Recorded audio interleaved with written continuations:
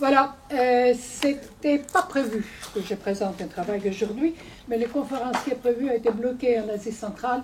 Et comme d'habitude, c'est la présidente qui fait les frais, je me suis décidée de vous présenter un travail en soulevant un peu le voile sur les mystères de l'Usis. J'ai dit soulever le voile dans le double sens. D'abord parce que pour moi, c'est l'occasion de soulever le voile sur un travail que j'ai fait qui concerne ma conception de la Grèce et mes souvenirs de la Grèce depuis que j'ai travaillé là en tant qu'archéologue. Quand j'étais admise au service archéologique, le premier poste que j'ai eu, c'était Delphes. Donc, vous comprenez, ça marque une vie d'Elphes. Donc, par la suite, j'étais 2 ans à Eleusis. Ça marque aussi. En dehors du fait que quand j'avais 14 ans, j'avais travaillé de façon assez fantaisiste. Je lavais les tessons des fouilles de Dodone, qui était l'autre grand oracle de Grèce. Donc, actuellement, je suis avec cette expérience qui est un peu exceptionnelle entre un oracle de Zeus, le grand oracle d'Apollon et finalement Eleusis. Ça marque, et je suis en train de faire un livre en prenant en compte la configuration de la Grèce depuis l'époque historique et en comparant mon vécu aussi avec ce que Platon appelle la divine manie, hein, c'est-à-dire la divine folie. Parce que je pense que les Grecs, c'est le peuple qui a le plus accepté cette sorte de sortie de soi-même, cet enthousiasme, comme disent les Grecs, tandis que les Romains l'ont parfaitement négligé et parfaitement refusé. Et je pense que nous, les Grecs, parce qu'évidemment, je suis grec, de cœur, et né grec, et nous sommes toujours, comment dirais-je, proches de cette folie divine, dans le sens que nous acceptons les écarts par rapport au rationalisme. Nous acceptons voir l'invisible, ce qui est très important pour nous.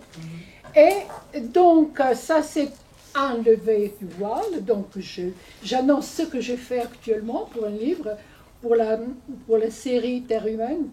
Et d'autre part, évidemment, dans 1 heure, en fait, plus ou moins, qui va durer cette conférence, je ne serai pas aussi prétentieuse que de dire que je vais couvrir tout l'espace de l'Eusis. Par contre, je voudrais voir avec vous certains éléments tout à fait particuliers et que nous allons voir à fur et à mesure. Par exemple, la lecture de l'écriture linéaire B, qui est très importante, comme vous allez le voir. Après, les mises ensemble des témoignages qui expliquent comment, tout en ne dévoilant pas les secrets de l'Eusis, plusieurs auteurs ont parlé, ont donné leurs propres sentiments par rapport à la fête.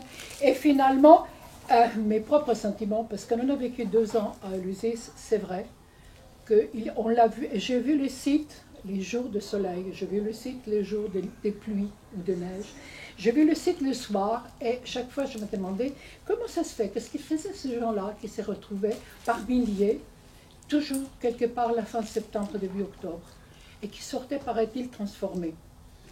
Bon, la réponse vient peut-être mieux avec l'âge, parce que quand l'âge pèse sur les épaules, on pense beaucoup plus à l'apaisement de la vie, et surtout à l'apaisement dans l'attente d'un départ pour l'au-delà. Voilà. Donc, disons, parlons des mystères de l'Eusis, c'est surtout, je vais vous parler d'une grande fête, qui est une fête de la sagesse et de la connaissance. Sagesse dans le sens grec du terme, dans le sens s'inspirer, essayer d'aller un peu plus loin dans la connaissance des choses, et de l'autre côté, c'est basé sur l'intuition. Par exemple, Archimède a dit Eureka quand il a découvert son théorème, et la pomme qui est tombée a donné à Newton la possibilité de découvrir la théorie de la gravitation. Voilà.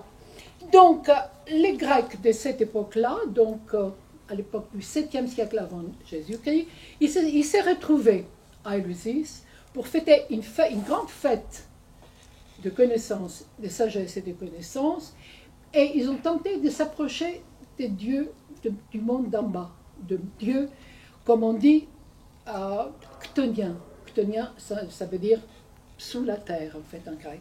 Et ils se sont approchés, d'une part, avec évidemment des purifications, mais surtout avec des initiations.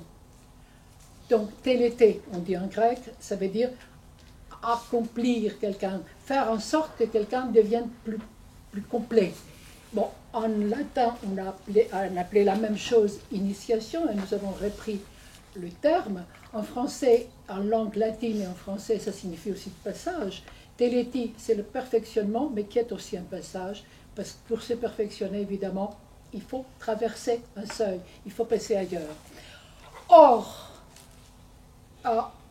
pendant le temps historique, ce mystère, parce que mystère, ça veut dire fait pas mystique ni mystérieuse, ça veut dire initiation en fait. C'est le terme grec mystis, mio, le verbe, ça veut dire je ferme la bouche, je ferme les yeux et j'amène quelqu'un ailleurs. Mystis, c'est celui qu'on a initié, c'est l'initié. Donc on a appelé ces grandes télétés, cette sorte de cérémonie, mystère, sans qu'il y ait quelque chose de mystérieux ou de mystique, tout en étant secrète, bien évidemment. Évidemment, le terme a changé de sens en langue latine et c'est devenu mystique, mystérieux. Voilà, donc à partir de l'époque historique, ces fêtes se tenaient exclusivement à Éleusis.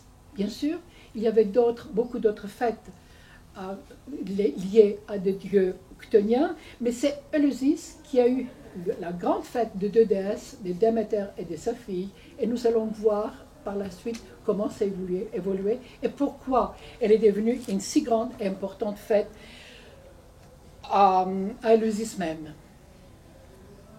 Évidemment, à un moment donné, c'est Orphée qui entre, ou plutôt les cérémonies orphiques. Oui, il y a un problème? Pardon, excusez-moi. Ça suffira. Ah, d'accord, merci. C'est l'orphisme qui est entré en ligne et le mystère de l'Eusis n'est pas perdu avec le christianisme. Par contre, surtout le christianisme orthodoxe, a gardé beaucoup d'éléments. Si on a le temps, à la fin, je veux revenir sur ces problèmes-là, suivant votre intérêt. Il y a 3 grandes fêtes en Grèce qui ont configuré la vie intellectuelle, la vie, la religiosité des Grecs, leur spiritualité. C'est les Jeux d'Olympie, les grands Jeux d'Olympie dont Zeus était le patron. C'est l'oracle de Delphes et finalement Éleusis. Toutes ces 3 institutions, on les retrouve, mutandis, changées jusqu'à nos jours. On fait toujours les Jeux olympiques, pas pour le même principe évidemment comme les Grecs anciens, mais on fait toujours les Jeux olympiques avec beaucoup de parades et beaucoup d'argent gâché. D'une certaine façon, on a remplacé l'oracle de Delphes par les sondages. On est bien placé ces jours-ci pour voir combien les sondages essayent d'imiter les Jeux d'Apollon.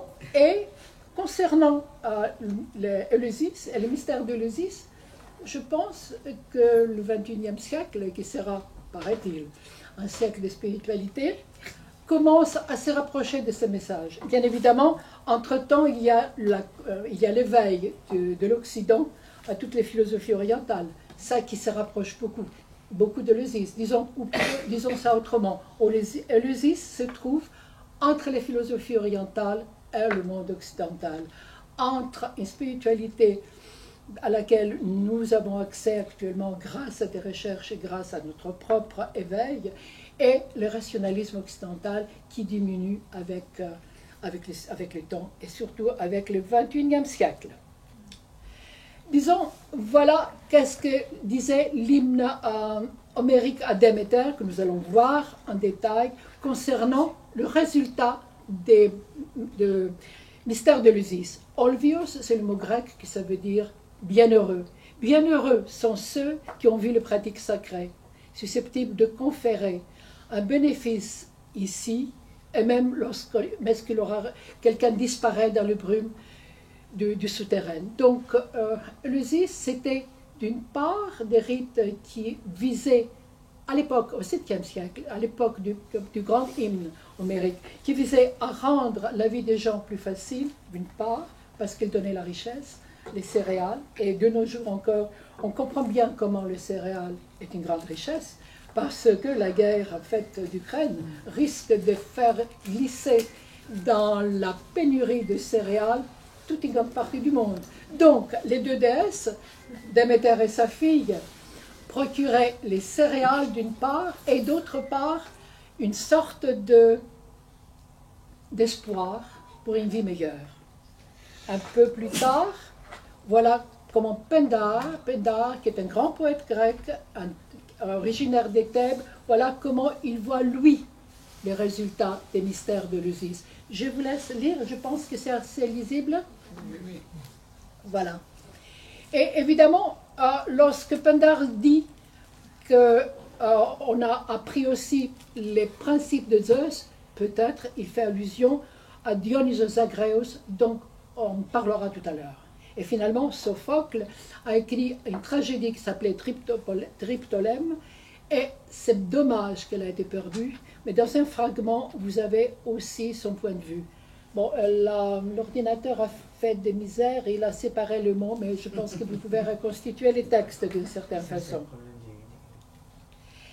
Et voici ce que Platon dit à Phédon.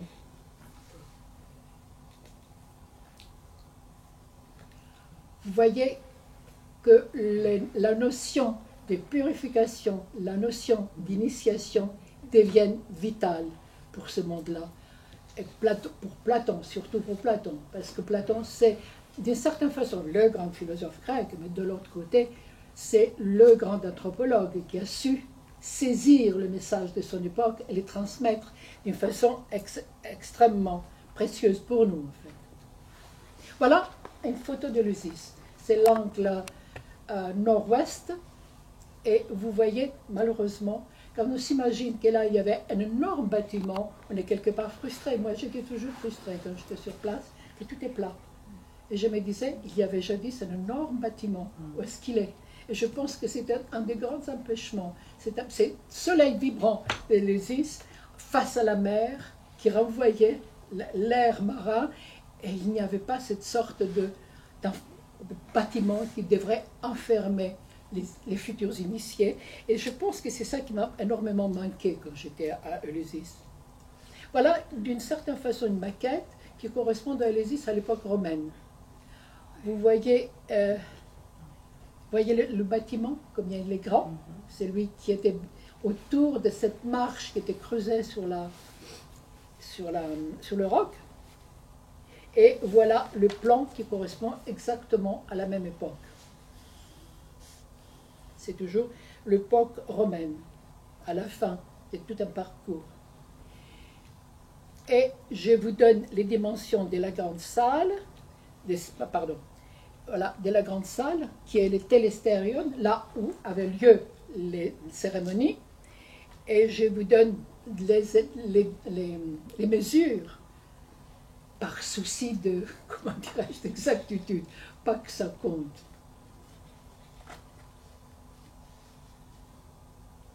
Donc, il pourrait contenir entre 2500 et 3000 personnes, des jours de grandes cérémonies. Et voilà un autre plan du même site, avec les différentes couleurs qui désignent les différentes époques. Le grand Telestérion rouge, c'est celui que Périclès avait prévu. Tout de suite après, on a ajouté la colonnade de vent, mais comme vous l'observez, ce n'est pas un temple typiquement grec, parce que les temples grecs, qui n'étaient pas visités à l'intérieur, tous les cultes se faisaient à l'extérieur, il avait une colonnade extérieure. Là, comme il s'agit d'un espace d'initiation, l'architecture est complètement différente. Donc il y avait une série de colonnes intérieures qui soutenaient évidemment la toiture, et tout se passait à l'intérieur. Et ça, c'est la grande exception par rapport au temple grec.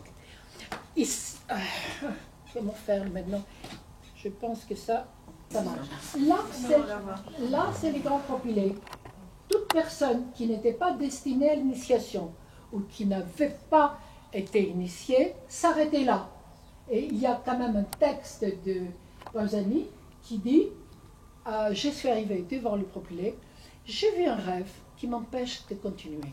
C'était une façon de dire qu'il lui n'était pas permis ou qu'il avait décidé de ne rien dire de plus. Donc, tout cet espace entre les murs bleus, rouges, orange, qui font partie du sanctuaire, sanctuaire ça veut dire espace consacré à, était inaccessible.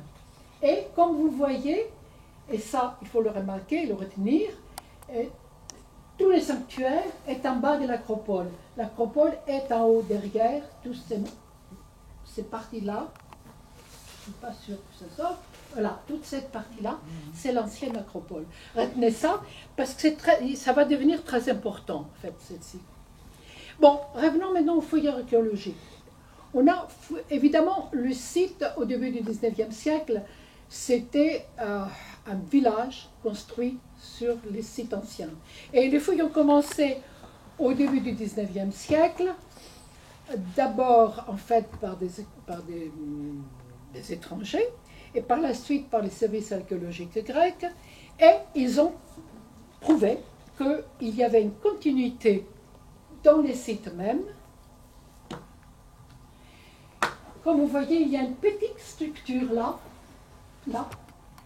cette petite structure-là, qui a été toujours respectée, et c'était un petit temple remontant à l'époque mycénienne, au XVe siècle. Et cette petite structure est restée sur place et apparemment, d'après les fouilles, était utilisée pour une raison, dans un but sacré, jusqu'au 7e siècle, jusqu'au moment où on commence à bâtir un grand télestérion. Est-ce que ça veut dire qu'on a à 20 siècles, parce qu'évidemment, le site a été détruit par les Wisigoths à la fin du IVe siècle, donc est-ce qu'on a eu pendant tout ce temps-là un espace sacré toujours localisé? Ça reste un point d'interrogation. On va voir par la suite le pourquoi. Mais par contre, ces petits espaces a été toujours respecté. Bon, maintenant, je vous montre une tablette avec une écriture mycénienne qu'on appelle linéaire B. Et vous allez voir tout de suite le pourquoi. Parce que cette tablette provient du palais de Pylos et elle est extrêmement importante. La linéaire B, c'est une langue qui était inconnue. Elle a été déchiffrée en 1962 par un Anglais, un architecte anglais Ventris, et un autre qui était un linguiste qui était Chadwick. Et grâce au fait qu'on a découvert dans les années, juste après la Deuxième Guerre mondiale, 2000 tablettes comme ça, comme celle-ci que je vous ai montrée, dans les fouilles du palais de Pylos. Parce que, vers 1200 avant notre ère, ce palais a été mis à feu, a été détruit, et ces tablettes, qui sont en argile mou, sur lesquelles on grave les informations, ont été cuites. Et c'est grâce à la destruction du palais qu'on a les informations. Parce qu'avant ça, on avait quelques tablettes provenant du palais de Knossos, mais elles n'étaient pas suffisamment en nombre pour qu'on puisse faire le décodage. Donc, une fois décodé, on a découvert que la linéaire B représentait une langue grecque archaïque qui se parlait aussi bien en Crète qu'à Pylos ou à Athènes ou à Thèbes ou ailleurs, entre les 1500 avant notre ère et les 1200, date des tablettes, date à laquelle le palais a été détruit et les tablettes ont été conservées. Donc, on a reculé d'une certaine façon l'histoire de la Grèce des 7 siècles, parce que théoriquement, on a des écrits à partir du 700 avant notre ère, et là, on a des écrits en langue grecque depuis les 1500 ans. Et pourquoi c'est important ça pour Éleusis? C'est parce qu'on a, comme vous le voyez, une série de divinités qui ont été connues, elles sont mentionnées dans ces textes. Et celui qui est le plus important de tous, évidemment, c'est Dionysos, qu'on a toujours pensé que c'était un dieu étranger, qui était une personnalité bizarre pour le panthéon grec. Par contre, Dionysos, c'était bien grec depuis au moins 1400 ans avant notre ère. Et ceci est très important. Évidemment, il y a un autre mot qui est extrêmement important, c'est la notion d'initiation, mi en grec, et le texte nous informe qu'il y avait un vanax, un prince, donc un haut dignitaire, qui a été mu, quelque chose comme ça, donc il a été initié. C'est-à-dire qu'avant 1200, il y avait des initiations qui se faisaient à des personnages importants, et c'est la même notion, c'est la même configuration linguistique qu'on va retrouver à Éleusis. Donc, il ne faut pas s'imaginer, bien évidemment, que les tablettes de la linéaire B nous racontent de belles histoires comme les tablettes de Mésopotamie, où on a tous ces contes. Non, c'est surtout ce qu'on a trouvé au moins. Ce sont des contes des palais où on dit qu'est-ce qu'on a produit, à quel dieu on a donné quoi, quelle cérémonie on a fait. Et il y a deux mots qui sont aussi importants. Il y a le mot téménos, c'est-à-dire sanctuaire, téménos, découpé, découpage, et naos, c'est-à-dire temple. Et ça, c'est encore très important. Évidemment, à l'époque mycénienne, on n'avait pas des temples tels qu'on les entend en Grèce. Le culte se faisait soit sur le sommet de montagne, soit dans les grottes, soit à l'intérieur des palais minoïennes, ou mycéniens par la suite, dans un petit espace. Donc il n'y avait pas de culte, il n'y avait pas de lieu de culte, sauf quelques exceptions, rares exceptions.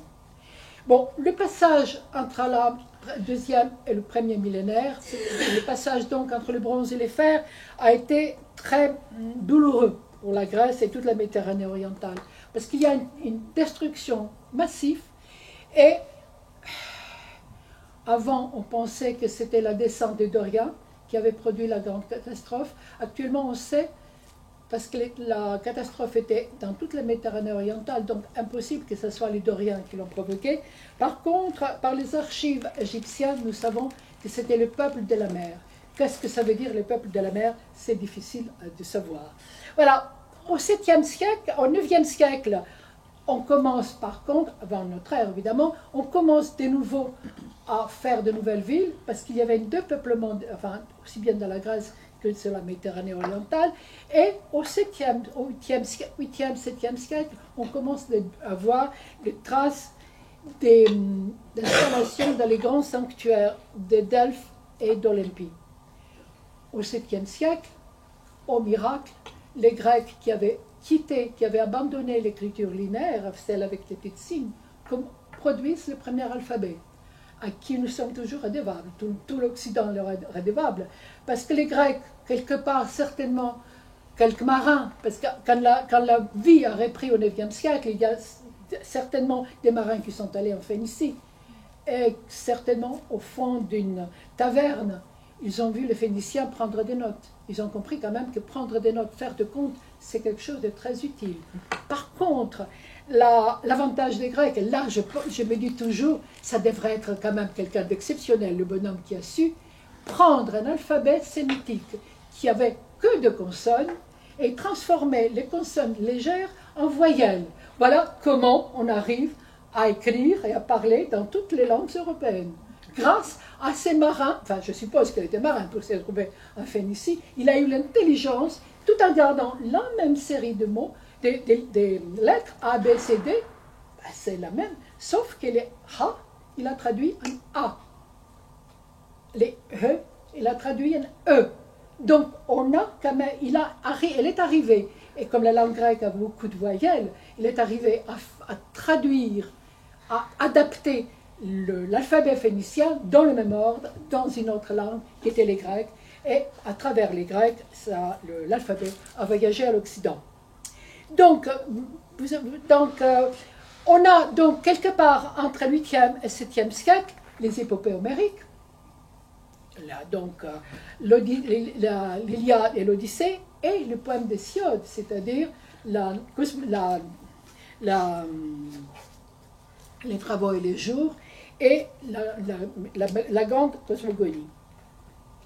Voilà, je vais vous montrer à titre d'exemple pour voir comment les choses vont vite et comment les gens de cette époque voyageaient. Ça, c'est un petit vase fabriqué à Rhodes, ça on le sait à cause de la terre en fait. Et il a été trouvé à Ischia, ça s'appelait Pithekousses à l'époque, donc dans les petites îles qui est face à Naples. Donc il y avait des Grecs qui étaient déjà là, et voilà qu'est-ce qu'il est écrit sur cette vase.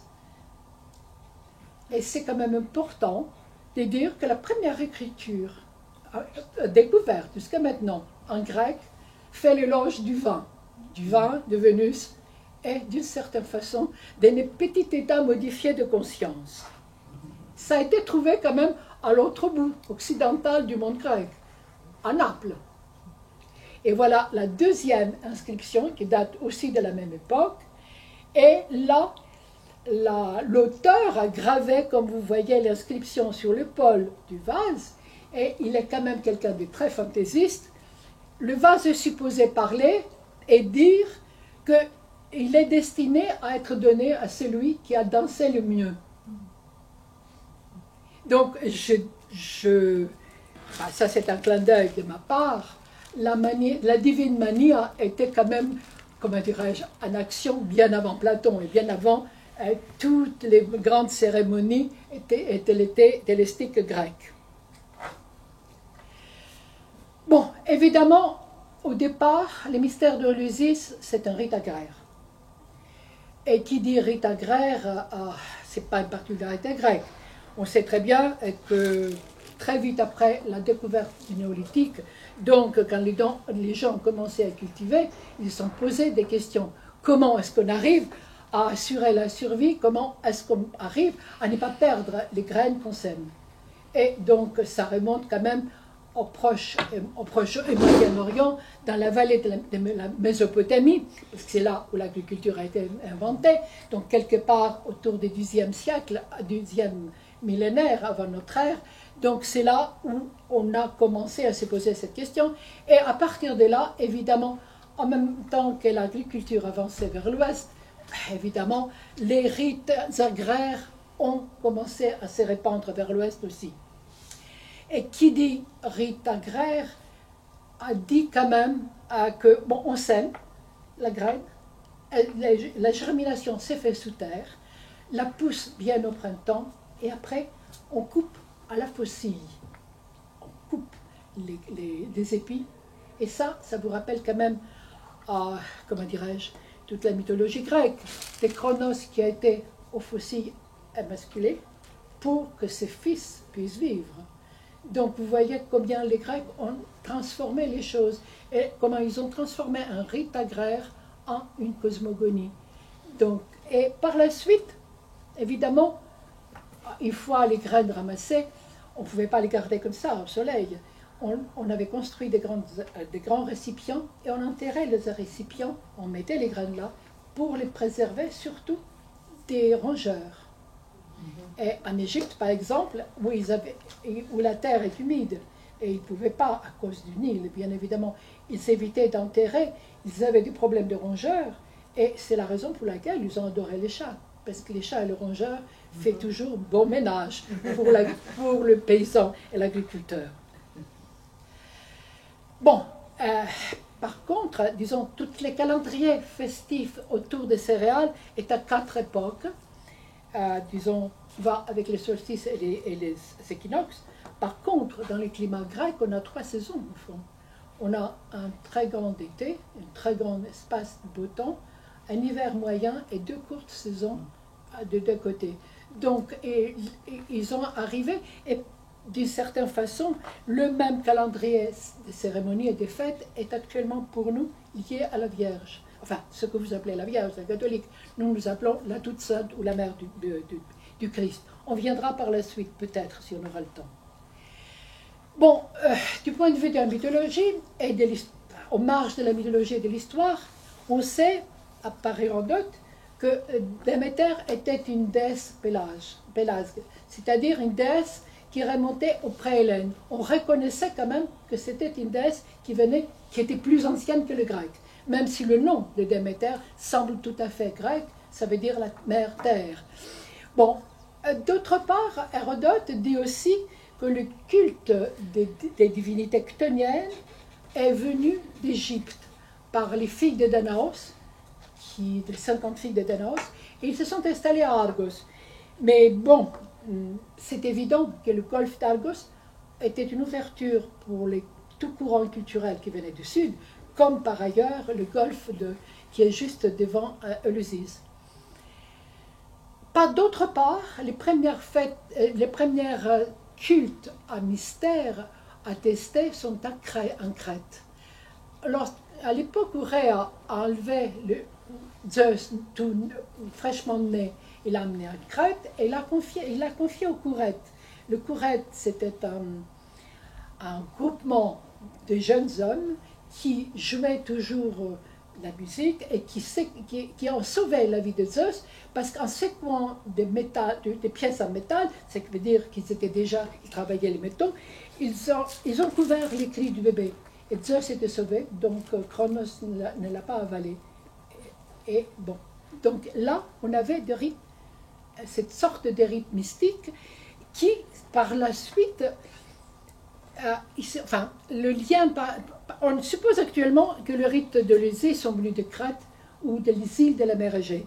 Et comme Crète est en effet, comme la Méditerranée orientale, évidemment, la côte de l'Asie mineure, la côte du Proche-Orient, très liée à tous ces courants qui viennent de l'Est vers l'Ouest. Il suffit de penser que Zeus enlève Europe, qui était une princesse phénicienne, et que ses deux fils, Rhadamante et Minos, plus un troisième fils qu'il a eu en Grèce propre, en fait, à Égine, et Arc, sont les trois juges du monde souterrain.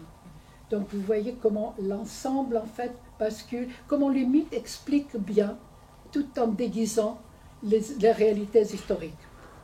Évidemment, le meilleur exemple, comment le monde d'en bas chez les Grecs, c'est Platon qui le donne au 10e livre de la République, avec la fameuse histoire de Hère les Pamphyliennes, qui est descendu dans le monde souterrain. Il a vu comment ça s'est passé, comment était organisée la vie là-bas, et comment les âmes étaient d'une certaine façon recyclées. Mais ça, c'est une affaire qui est beaucoup postérieure.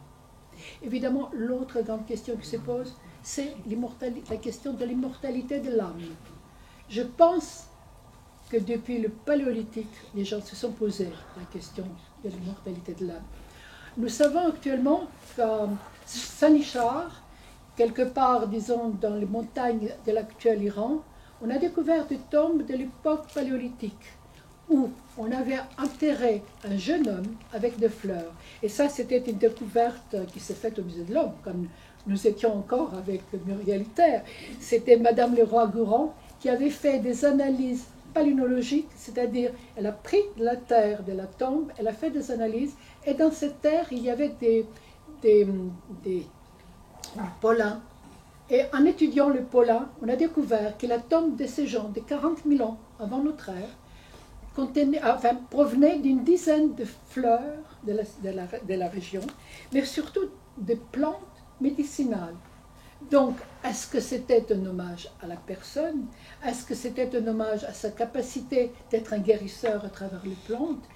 Est-ce que c'était l'émotivité de la famille qui a fait qu'on a mis des fleurs? Mais peu importe à la fin, on avait mis des fleurs en hommage à la personne pour exprimer sa propre émotivité, mais surtout parce qu'on pensait que la personne morte verra ça, elle sera en lien. Elle sera en lien avec les fleurs. Donc, déjà, il y a 40 000 ans, enfin, il y a déjà un peu plus, 40 000 ans, on pensait qu'il y a une suite. Mais de quelle forme était cette suite? On n'est quand même pas capable de le dire. Pourquoi? Eh bon, l'autre grand exemple, évidemment, des descentes, de rencontres avec les morts, c'est celui d'Ulysse, la fameuse Nékia.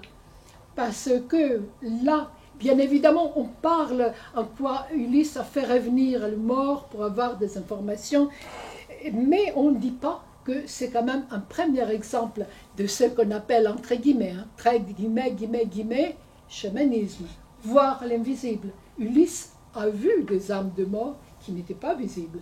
Il a eu des informations des personnes, des âmes qui sortaient et qui sont devenues, se sont animées parce qu'elles ont bu du sang.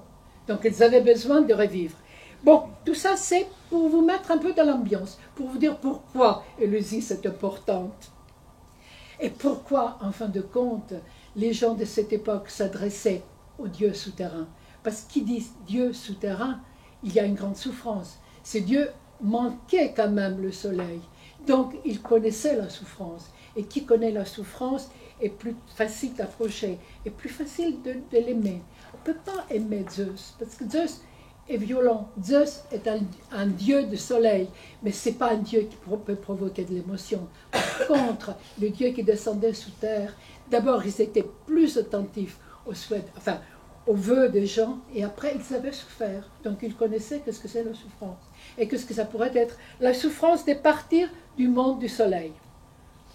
Voilà, donc, je vous propose, évidemment, tous les cultes liés aux divinités souterraines sont des cultes à mystère, et nous avons en Grèce le culte de Zeus en Crète, de Dionysos, les bacchantes d'Euripide en est un exemple.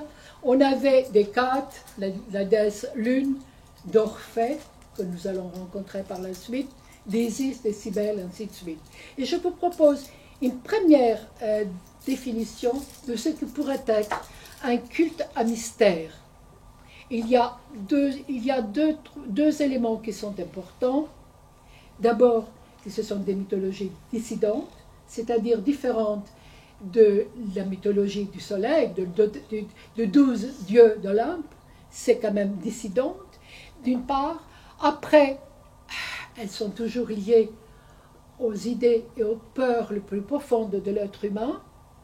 Et, en fin de compte, elles surgissent en période, et prennent de l'ampleur en période de crise. Et d'autre part, voilà qu'est-ce que ça pourrait être un mystique. Donc, un initié, c'est quelqu'un qui vit individuellement, lui-même, pour lui-même. Intérieurement, évidemment.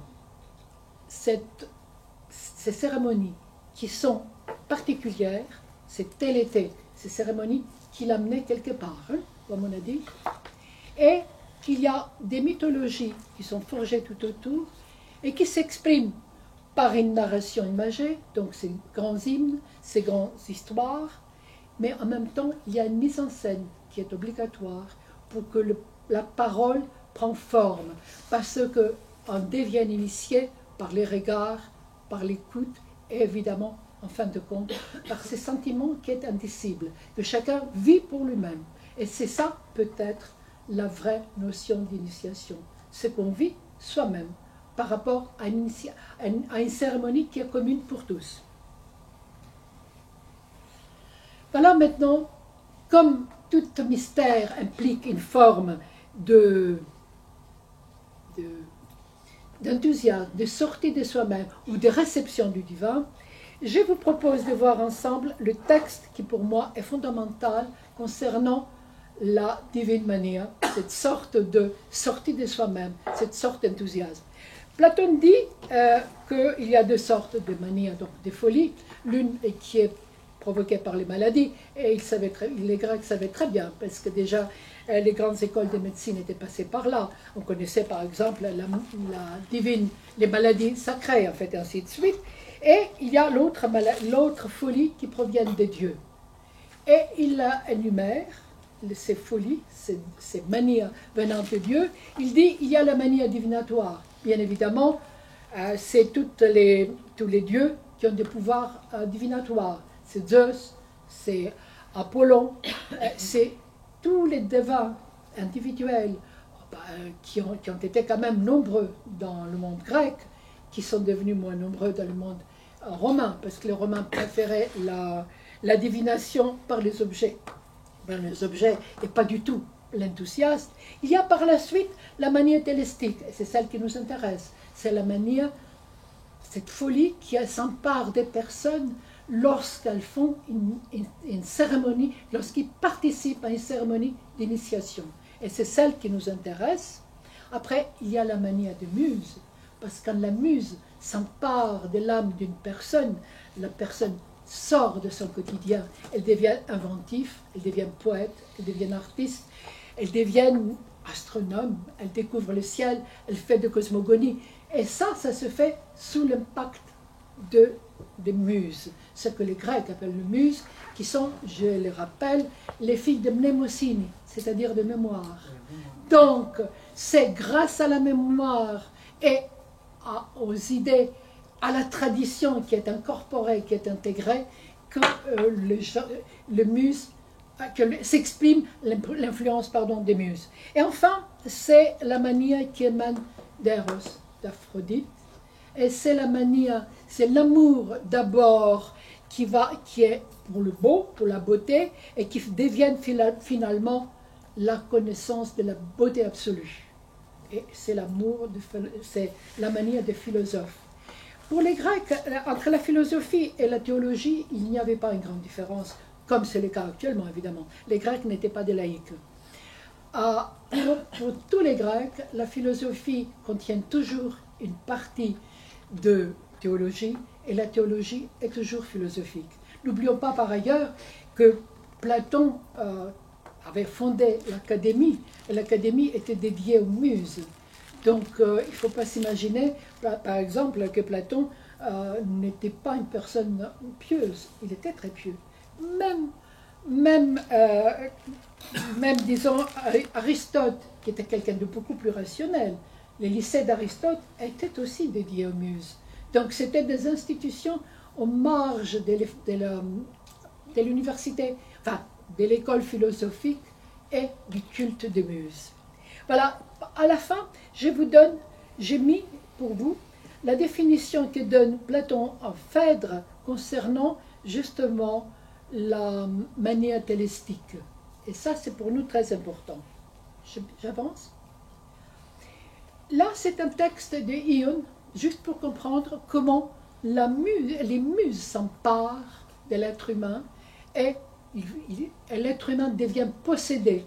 C'est des termes quand même qu'on utilise très bien, aussi bien pour les rites de possession de nos jours, qui forment en fait de tous ces états modifiés de conscience, pour utiliser un terme tout à fait à la mode. J'espère que vous l'avez lu, j'avance. Commençons maintenant avec ces fameux hymnes. L'hymne qui est dédié à Déméter. C'est un hymne écrit, enfin certainement écrit dès le départ, parce que l'hymne, dans toutes ses traditions, il n'est pas modifié. Donc, il suit le système poétique d'Odyssée et homérique, mais il n'est nullement écrit par Homère ou par quelqu'un de l'école de l'Homère. Il est écrit par un poète anonyme, il n'a jamais été commandé ni par la ville de Lusis, ni par le clergé, en fait, les gens qui travaillaient à Lusis, mais c'était un hymne, on dira, de nos jours profane. C'est par ailleurs le seul élément concret qu'on a sur le déroulement des mystères. Qu'est-ce qu'il raconte, ces mythes? Il raconte le rapt de Perséphone par Aidoneus, donc par les dieux du monde d'en bas, et qui a été fait avec le consentement de Zeus. On va voir par la suite la raison. Gaïa, par ailleurs, a participé elle aussi à ce complot. Parce que la jeune fille, avec les Océanides, était dans une prairie riche, grasse, pleine de fleurs, elle ramassait des fleurs. Et comme nous allons le constater, l'hymne homérique à Déméter flirte beaucoup avec tous les éléments psychotropes, tous les plants psychotropes. Parmi les fleurs que ramassaient les jeunes femmes, elles sont quasiment toutes des plantes psychotropes. Et surtout les narcisses, d'où le mot narcotique, on dit en français. Donc, comment est perdue la fille par les narcisses? Tout d'un coup, Gaïa fait sortir un narcisse avec 100 têtes, qui embaumait tellement l'air que la jeune femme, donc Perséphone, s'est penchée pour la ramasser. Le moment où elle s'est penchée, la terre s'ouvre, le dieu d'en bas, donc Aidoneus, sort avec son char, attrape la fille et il l'amène dans le monde d'en bas. La mère a entendu les cris de la fille, mais rien de plus. Et voilà une scène, dans une poterie du IVe siècle, un quadrige, Pluton, qui enlève Perséphone, tellement ces drames de l'enlèvement de la fille a marqué, choré, comme on dit en grec, choré, c'est-à-dire la jeune fille, a marqué les consciences. Et là, c'est pour moi la plus belle représentation, c'est une fresque d'une tombe macédonienne du IVe siècle, où vous voyez, parce que j'ai fait, elle est là. Vous voyez Hadès qui a pris la fille, là. Les autres Océanides, effrayées, elles se retournent. Bon, là, ce n'est pas un quadrige, il y a 2 chevaux blancs et il enlève la fille. Ça, c'est une tombe du IVe siècle.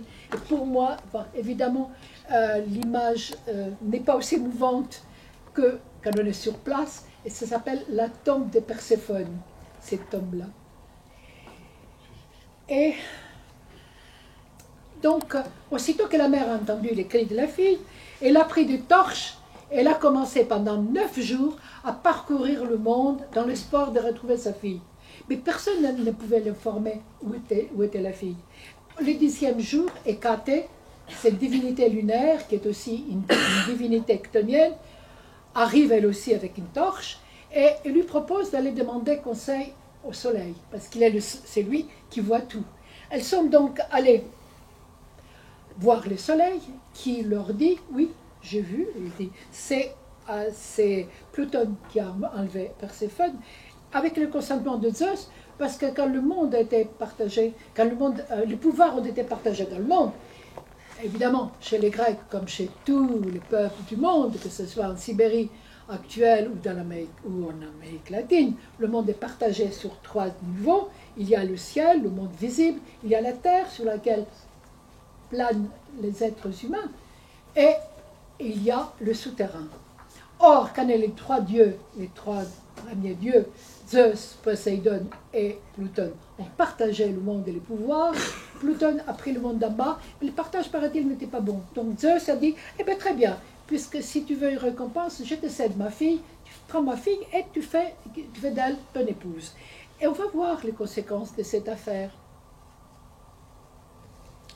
Là, je vous montre certaines représentations pour comprendre l'image de cette mère qui se met un voile sur la tête et qui part à la recherche. C'est les différentes représentations de Déméter, qui est toujours représentée comme une divinité extrêmement digne. Et la dernière, c'est comme Déméter est devenue un binôme avec sa fille, et devant elle, il y a Triptolème, la nouvelle divinité, dont le rôle, on va le revoir par la suite. Elle est toujours représentée très digne. J'ai préféré ça au lieu de plusieurs diapos, parce que ça aurait brouillé l'affaire. Or, Déméter décide, puisqu'elle a été trahie par son époux et par Gaïa, décide de quitter l'Olympe et d'aller vivre dans la terre des humains. Et elle s'arrête un beau jour en bas de l'acropole d'Éleusis, que nous avons vu tout à l'heure, à l'endroit où se trouvait le puits des Vierges. Et là sont arrivées les filles du roi pour chercher de l'eau, parce qu'évidemment, on cherchait de l'eau en bas, à la plaine, parce que les acropoles n'avaient jamais d'eau. Et il y a la discussion stylomérique, qui êtes-vous, comment êtes-vous, d'où venez-vous? Et donc la déesse, qui s'était transformée en vieille femme, elle raconte qu'elle est crétoise. Et ça, c'est important. Donc Déméter propose comme origine la Crète, qu'on a vu tout à l'heure, qu'elle est possible en fait, le culte est venu par là. Et elle dit qu'elle s'appelait Déos ou Dio, et que les pirates l'ont enlevée, et qu'ils l'ont laissée sur la côte nord d'Attique. Et à un moment donné, quand les autres étaient, parce qu'ils avaient enlevé évidemment beaucoup d'autres femmes, et quand les autres étaient en train de faire un repas, elle a échappé, elle a traversé toute l'Attique, elle est arrivée sur la côte sud, où se trouve à Éleusis. Et les filles proposent à Déméter d'aller les joindre, ses parents, les rois scellés et leur mère, qui s'appelle Métanire. Or, en entrant dans les palais, il y a une première, comment dirais-je, réapparition, une première épiphanie, comme on dit en grec, et épiphénomé, c'est-à-dire j'apparais de la déesse, et le palais, elle a pris une grande taille, et tous les palais ont été envahis par une belle odeur. Parce que les dieux grecs avaient quand même tous, sauf le dieu de Pluton, le dieu du monde d'en bas, ils émanaient des parfums, ils étaient parfumés, ils parfumaient l'air. Et on lui propose de s'installer, et là, entre comment dirais-je, en considération le deuxième élément, éventuellement et probablement psychotrope. On propose à la déesse du vin pour la réfléchir, pour reprendre de force. Elle refuse le vin rouge, parce rien d'autre. Et elle demande de boire, nous on dit kikéon, en français on dit cicéon. Je pense qu'actuellement la recherche penche plutôt à écrire avec un K et considérer cette breuvage comme un kikéon, donc comme quelque chose qui est très connu depuis Homère, mais qui là est utilisé en particulier pour la sortir de sa détresse. Ah, qu'est-ce qu'il sort quelqu'un de sa détresse? On connaît ça depuis Hélène, la belle Hélène. Quand elle a voulu consoler Télémaque, elle lui a préparé une potion avec des opiacés, et Télémaque elle avait oublié son chagrin quand il était allé demander des nouvelles d'Ulysse. Donc, évidemment, on ne connaît pas l'usage de kikéon en dehors du poème, de ces poèmes profanes, de l'hymne, mais on connaît surtout ce que Clément d'Alexandrie dit. Ça, si vous voulez, Clément d'Alexandrie donne une phrase qui est d'une certaine façon comme un mot de passe, en fait, comme une phrase de passe. Il dit ce qu'il devrait savoir et dire la personne qui devrait être initiée quand il allait pour se faire initier. J'ai bu, j'ai jeûné, j'ai bu les cicéons, j'ai pris dans la corbeille, après avoir manié, j'ai déposé dans le panier, et du panier dans la corbeille. Voilà la phrase clé, et comme vous voyez, comme c'est un mot de passe, entre guillemets, initiatique, enfin c'est une formule initiatique, personne ne comprend rien. N'importe à qui vous donnez ce texte, et il n'y a rien de clair, il n'y a rien à comprendre. Donc là, il y a eu pas mal de suppositions de fait. On a pensé que dans les corbeilles et dans les paniers, il y avait des simulations d'organes sexuels, qu'il y avait des gâteaux, qu'il y avait toutes sortes de choses. Et c'est Théophraste, finalement, qui donne une explication qui paraît très plausible. Il dit que les hommes ont donné un sens de sacré dans les pilons et le mortier. Et ce n'est pas exclu que les mystes, qui avaient déjà jeûné, qui avaient bu les kikéons pour imiter la déesse, il écrasait dans un mortier qui était dans la corbeille des graines pour préparer théoriquement sa propre boisson. Et d'autre part, les céréales étaient utilisées au départ peut-être cuits comme céréales entières, mais par la suite il fallait les écraser pour faire du pain. Donc il répétait l'acte primordial d'utilisation des céréales.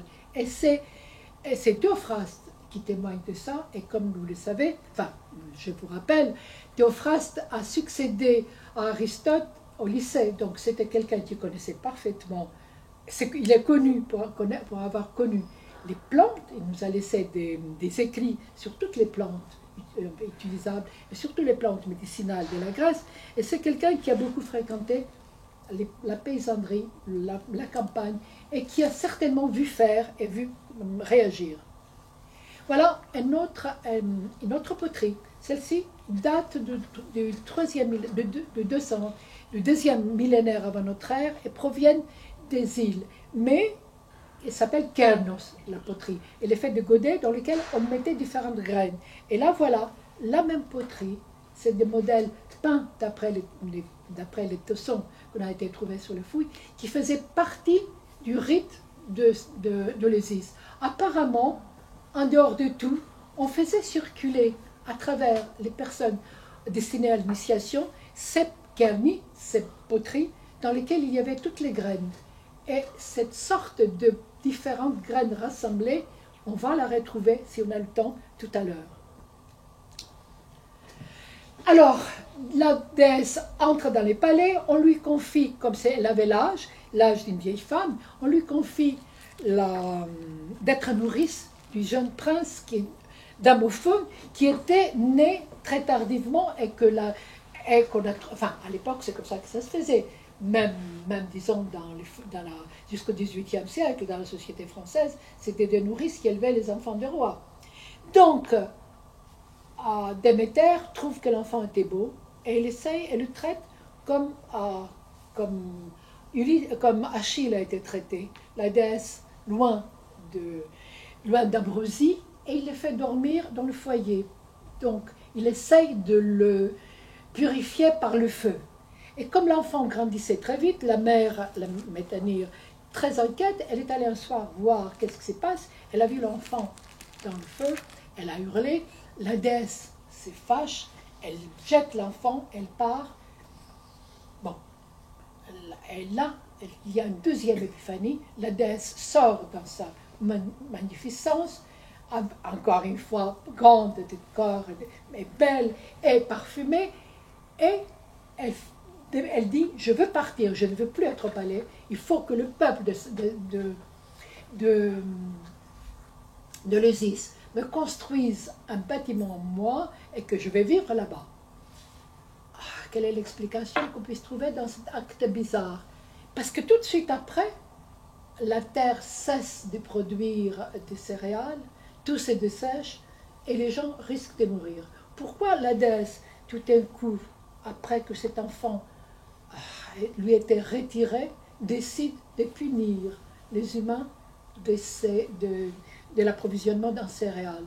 Est-ce que parce qu'elle a compris qu'il ne suffit pas de bénir les humains pour qu'ils deviennent immortels, entre guillemets, pour qu'ils s'améliorent, mais qu'il fallait trouver un autre moyen, que le mortel fasse l'effort d'aller vers les dieux pour gagner leur immortalité, toujours, entre guillemets.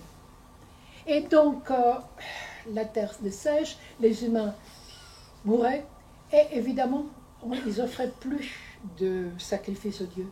Donc Zeus réfléchit deux fois, il décide quand même de faire revenir la fille. Il demande à Hermès, qui était le messager des dieux, et à Psychopompe aussi, d'aller chercher la fille et la ramener au soleil. Pluton la cède volontiers. Il dit, bon, pars, va voir ta mère.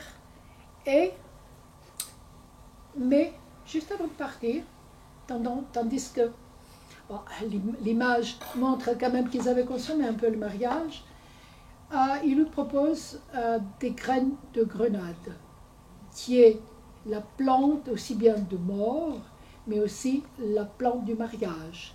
Donc, ayant mangé de grenade, quelques graines de grenade,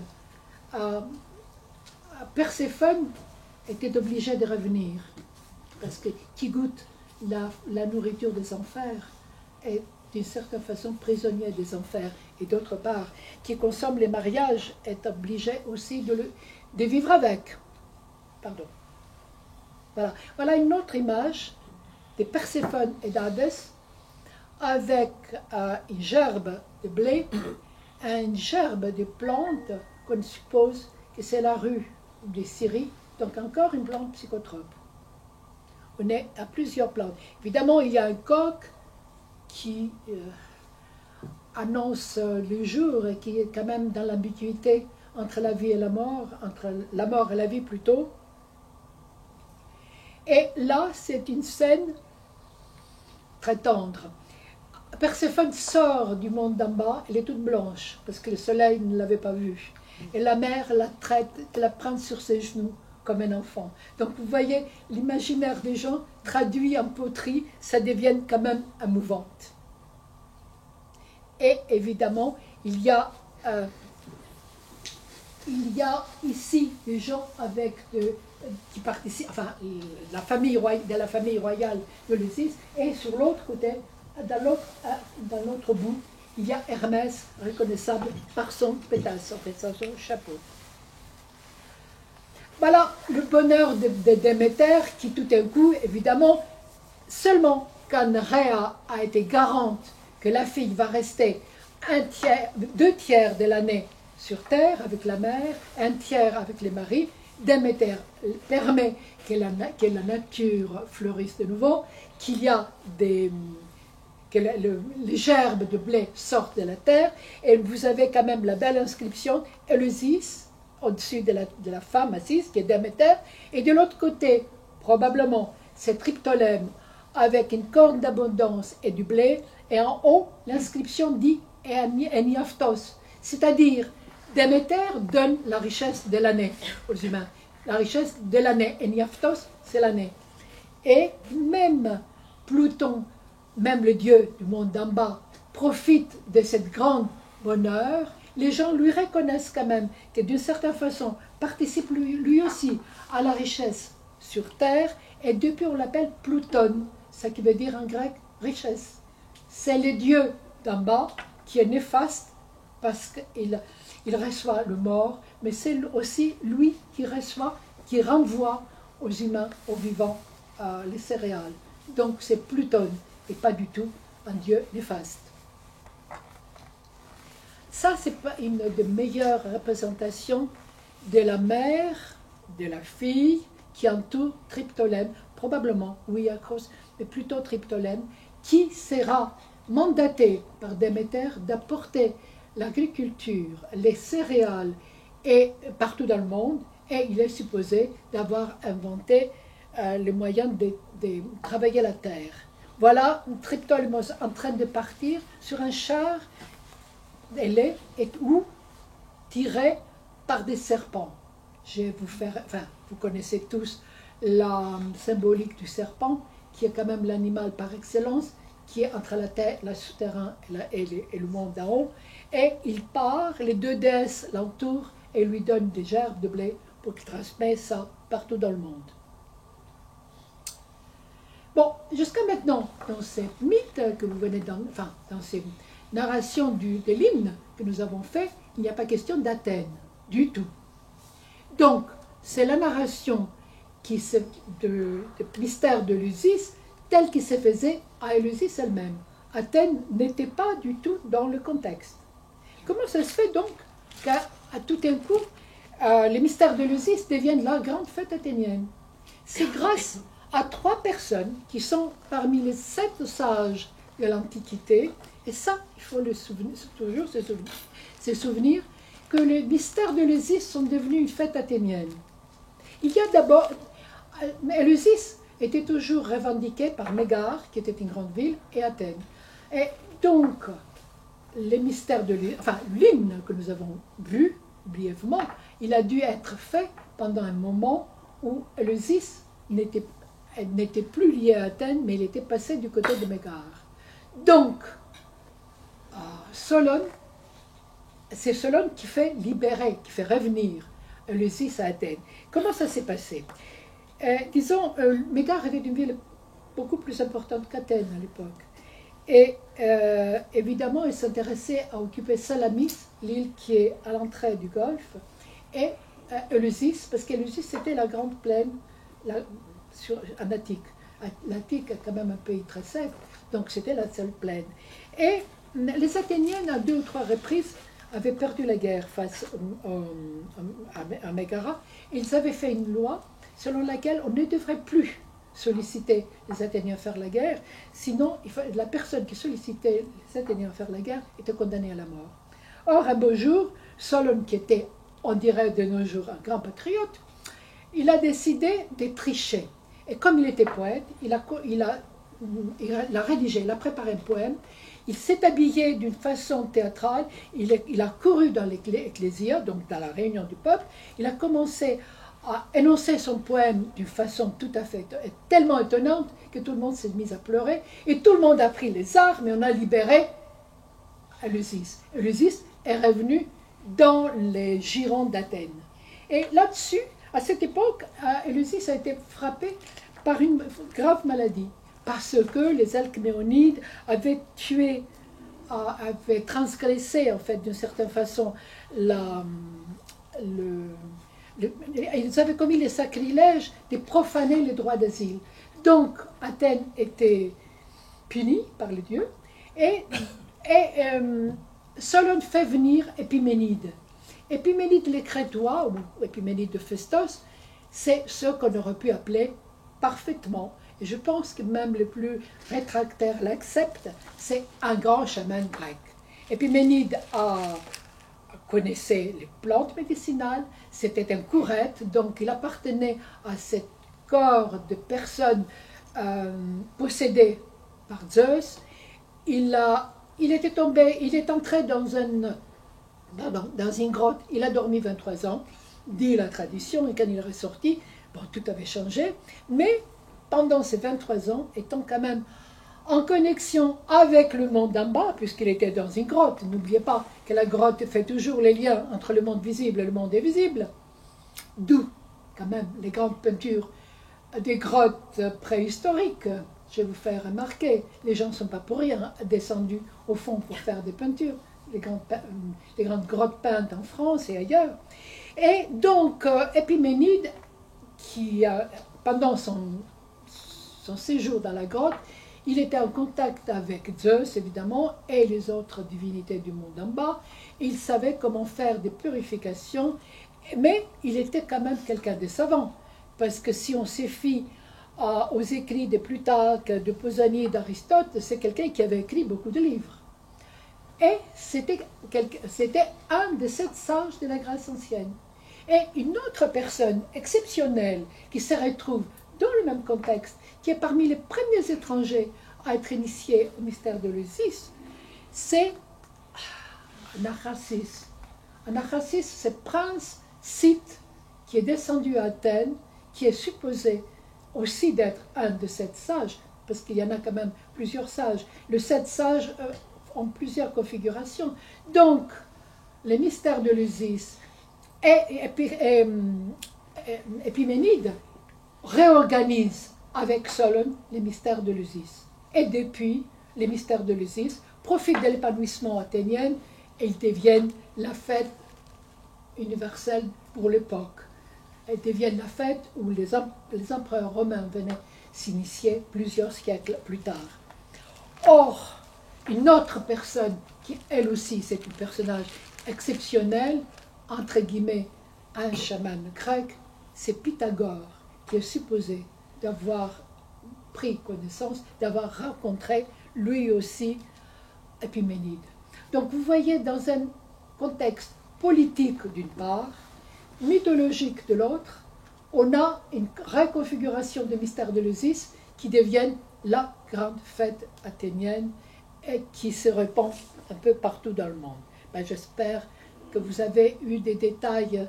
J'ai essayé d'être le plus, comment dirais-je, concrète possible dans les écrits, parce que c'est peut-être que ça va vous aider de retenir certaines choses mieux que ma parole. La prochaine personne qui joue un grand rôle, je reviens au plan, parce que, évidemment, comme ça sera difficile de revenir au plan, je ne suis pas une grande experte en informatique. Bon, je vous raconte oralement.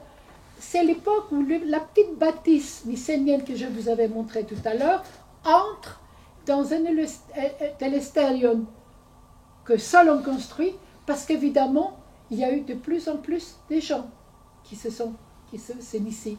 Parce que la déesse a donné les richesses, a montré les objets sacrés, elle a imposé les mystères à Éleusis, mais ce n'était pas du tout dit que c'était destiné à tout le monde. C'est Solon et Athènes qui prolongent cette droit. Et paraît-il au départ, juste après Solon, pour participer au mystère d'Éleusis, il fallait être adopté par un Athénien. Et on dit qu'une des personnes qui a profité aussi bien de l'adoption par les Athéniennes que du mystère d'Éleusis, c'était Héraclès, quand il a voulu descendre dans le monde d'en bas chercher sa mère. et c'est toujours plus sûr de descendre en bas, ayant été initié à Éleusis. C'est parmi les premières à être initiées à Éleusis, et les prochaines personnes, mais qui est historique cette fois-ci, c'est Anacharsis, c'est Prince Sith. Et je voulais quand même revenir aussi à un moment à la notion des sages, de sept sages. Et c'est dans ce sens-là que je disais que la fête de l'Isis, c'est une fête de sagesse. Les sages de la Grèce ancienne, surtout de la Grèce archaïque, ce n'étaient pas ce qu'on appelle actuellement des intellectuels. C'était des gens qui avaient la capacité de traverser les événements, d'avoir ce qu'on appelle en grec epipnia, d'avoir les tout largement et conclure. Parce que chez les Grecs, tout ça qui est intellectuel est lié avec le corps en entier. C'est la respiration qui joue un rôle. On respire, on fait entrer les idées au fond de soi-même, on se nourrit de ces idées et on expire. Et c'est le moment où on peut sortir, on peut avoir l'intuition, on peut avoir l'idée qui sort comme ça tout d'un coup. Et les sages, les 7 sages, étaient des personnes qui étaient vraiment les grands inventeurs. C'est par exemple Thalès, c'est Solon et les autres, mais qui étaient surtout des grands législateurs. Parce que de quoi souffrait la société grecque à l'époque archaïque? Elle souffrait de l'absence des lois. Et du moment où on avait déjà l'écriture, on pourrait écrire des lois. Et une fois qu'une loi est écrite, elle reste, elle est connue de tous. Et c'est ça la grande différence, quand on peut écrire une loi. Et c'est pour cela que tous les sages de la Grèce ancienne étaient des législateurs. Parce qu'ils ont aidé les gens à vivre ensemble. Ils ont mis les règles de la vie de la même façon que, disons, en Sibérie ou en Amérique latine, ainsi de suite. Ce sont les chamans qui se chargent de la même chose. D'une part, de rassembler les histoires qui traînent, les mythes, les contes, et de l'autre part, de régler, de faire ensemble que les gens puissent vivre ensemble. Bon. Donc, je reviens à Pisistrate, qui était un tyran. Évidemment, un tyran de l'Antiquité n'avait pas le même sens qu'un tyran de nos jours. Disons, ça sera vraiment injuste pour ces pauvres Pisistrate de le comparer à un tyran de nos jours qui fait la guerre. Je ne parle pas, je ne donne pas le nom. C'est dans le secret de l'Eusis, ça aussi. Voilà, Pisistrate, pourquoi Pisistrate est important? Parce qu'il a succédé à Solon, parce qu'il a décidé de rassembler toutes les traditions, et surtout c'est la personne qui a rassemblé les différentes versions des hymnes de l'Iliade et de l'Odyssée, et il a construit ce que nous appelons aujourd'hui, et que nous admirons aujourd'hui, ces grandes épopées. Et d'autre part,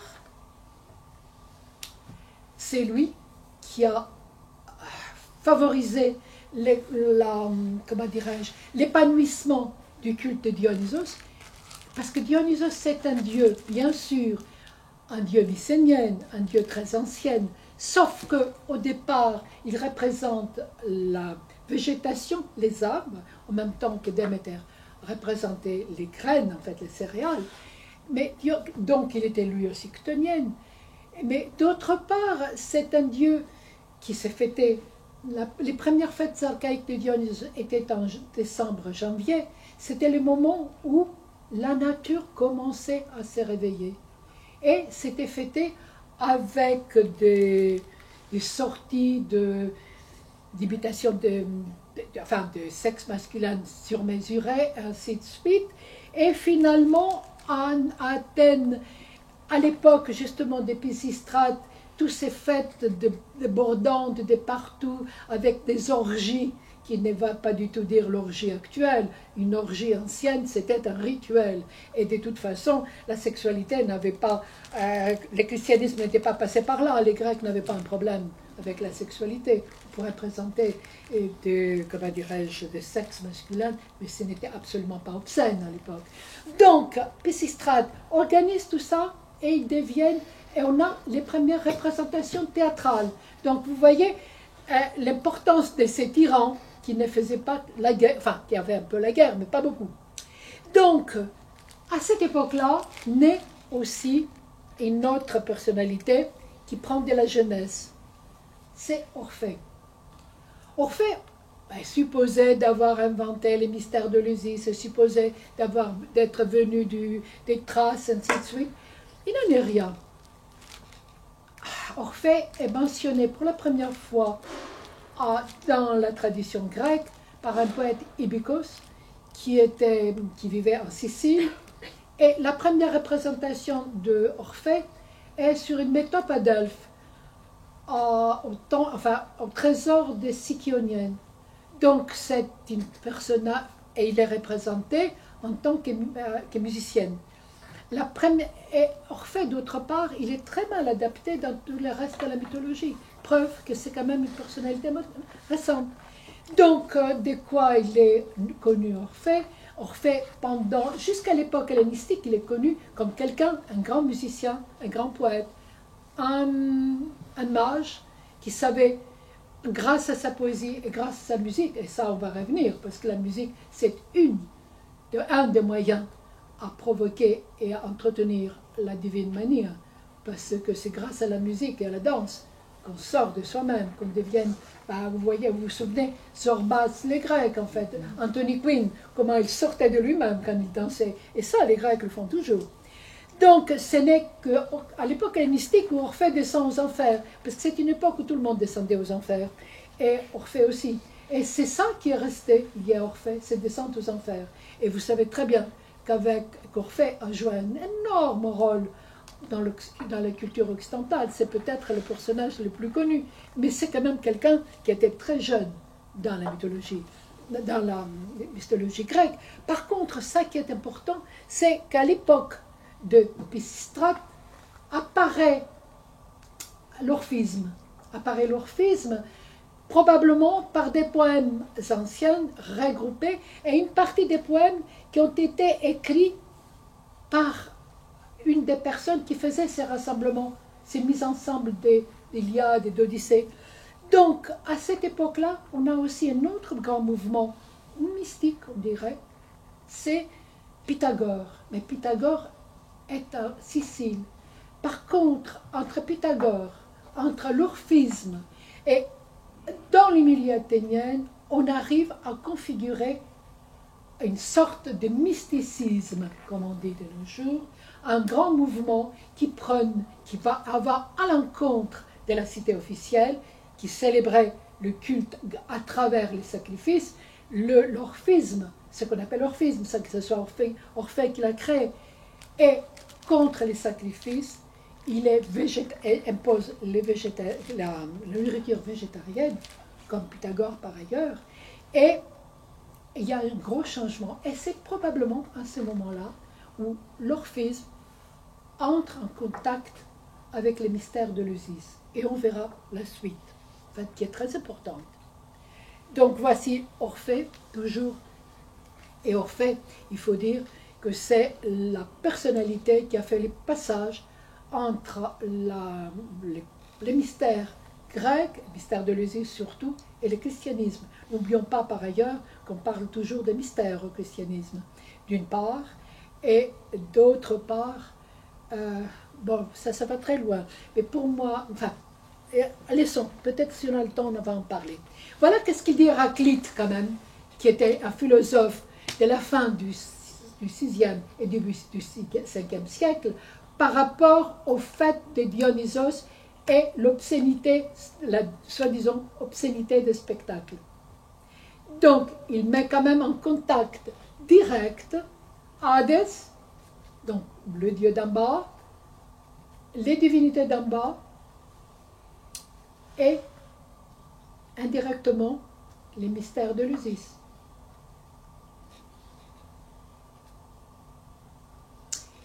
Héraclite, quand même, il a vécu à Ionie, mais apparemment, les mystères étaient connus des deux côtés de la Méditerranée, de la mer Égée, parce que n'oublions pas que la mer Égée était une mer grecque jusqu'en 1923, quand l'hellénisme oriental est revenu en Grèce avec la grande catastrophe à la suite de la Première Guerre mondiale.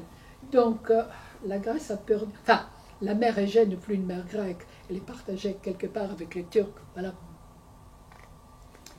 Et voilà les différentes figures, enfin ça sera très vite, Dionysos et Ariane, parce que vous vous souvenez, Thésée a pris Ariane, en partant de Crète, il a abandonné en Naxos, et c'est Dionysos qui a sauvé la mise, parce qu'ils étaient tous les deux des grandes divinités terriennes.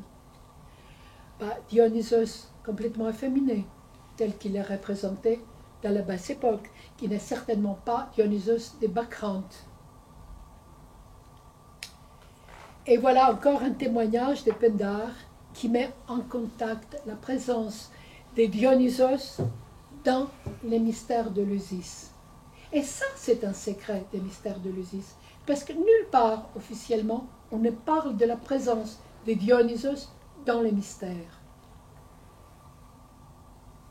Évidemment, on ne parle pas des Dionysos des mystères, parce qu'un des visages des Dionysos, c'est le fameux Dionysos Zagreus, qui est le dieu autour duquel s'est concentré l'orphisme. Qui est Dionysos Zagreus? Évidemment, le concept de, comment dirais-je, de viol et le concept de viol en famille était tout à fait connu parmi les dieux grecs.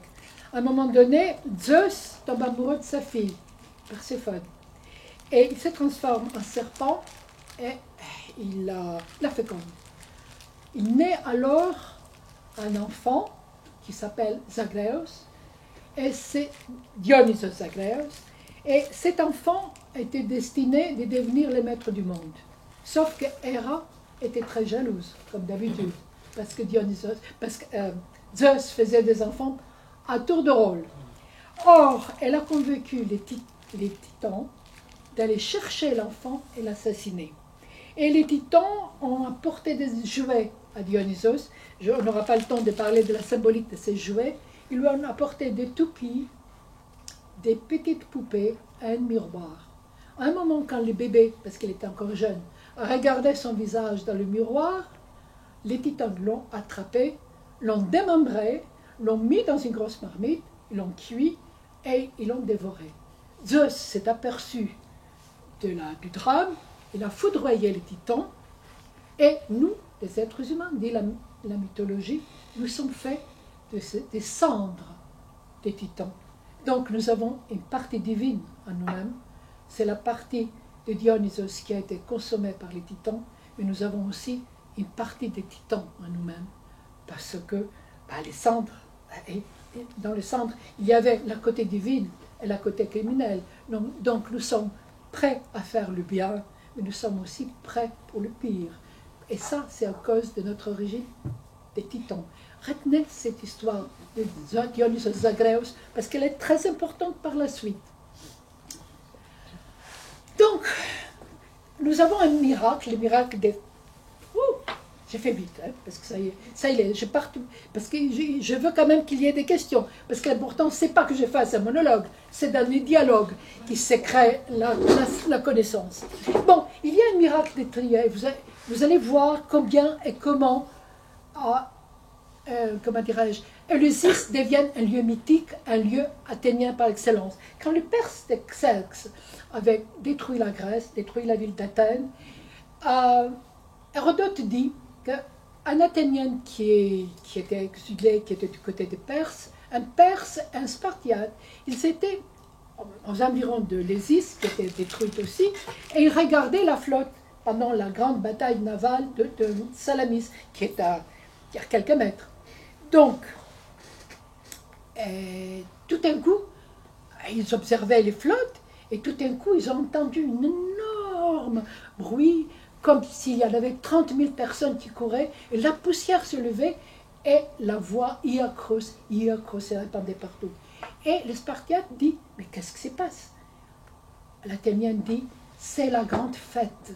À cette époque-là, parce que c'était en septembre que s'est passée cette grande bataille navale, c'était le moment de mystère de l'Eusis, qui ne s'éteignent pas, parce que tout est détruit. Sauf que les esprits arrivent, et ils envahissent la plaine. Donc, preuve quand même que d'une part, la déesse Déméter était déjà la protectrice d'Athènes, et par la suite, ces prodiges étaient considérés comme un oracle. Et c'est les Grecs qui ont gagné la bataille navale de Salamis, et la Grèce se libérait des Perses. Voilà, il faut que j'aille vite. Bon, le mystère s'est passé entre le 13 et le 21 Boégramion, c'est-à-dire fin août, début septembre.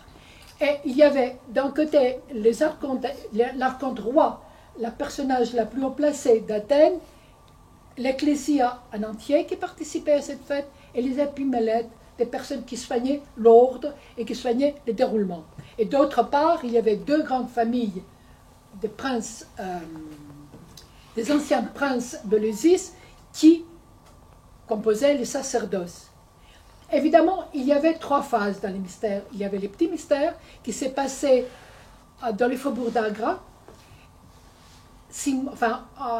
autour du début de l'année, et en même temps, on envoyait partout des spondophores, c'est-à-dire des gens qui demandaient la fin des guerres, parce qu'il fallait que le mystère se passe en pleine paix. Et après, les 13, les jeunes Athéniens allaient chercher les objets sacrés, donc ça qui était dans les corbeilles et dans les paniers. Les 14, ils revenaient avec le prêtre, le sacerdoce et le sénienne, et on déposait tout ça à Athènes, dans l'Éleusénion, qui était un temple local au pied de l'acropole.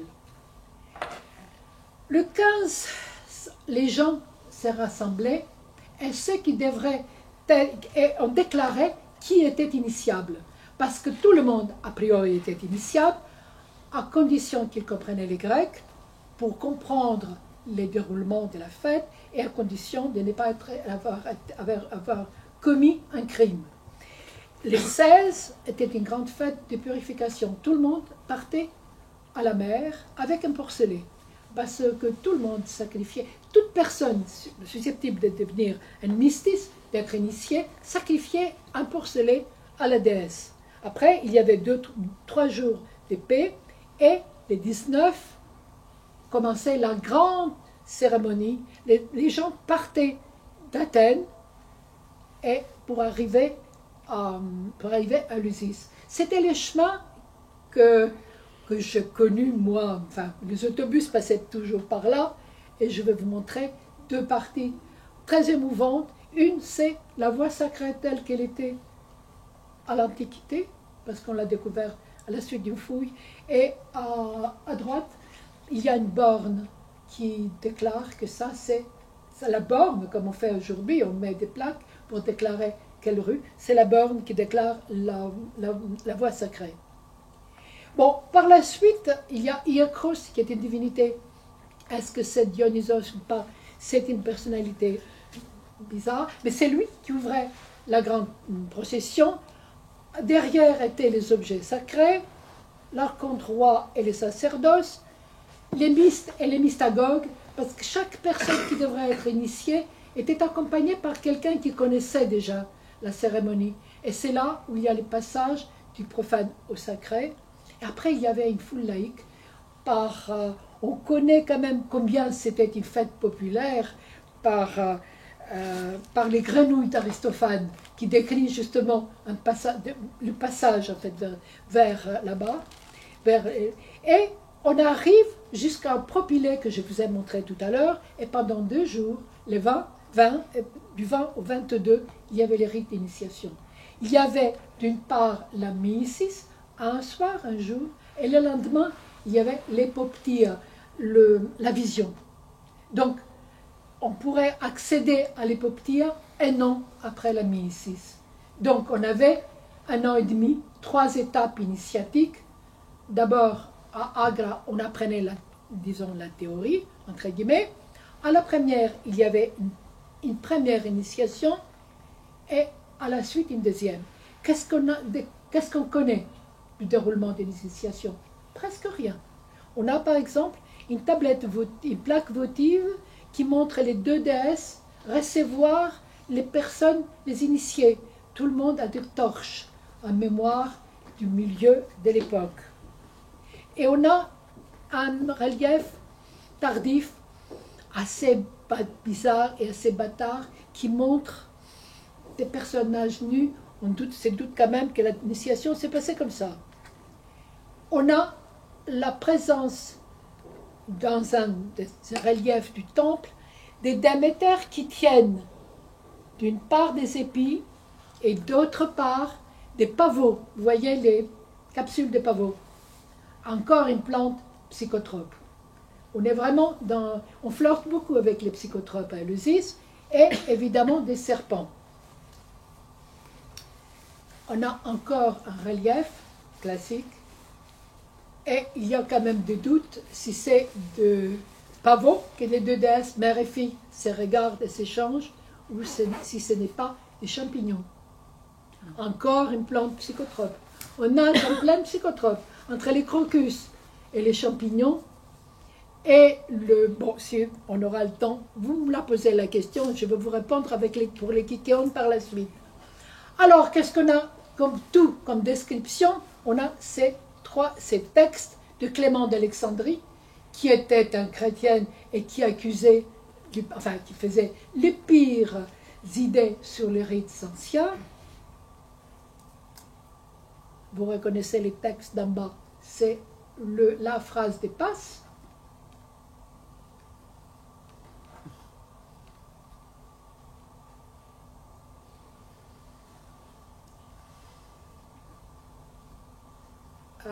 Je pense que je peux passer.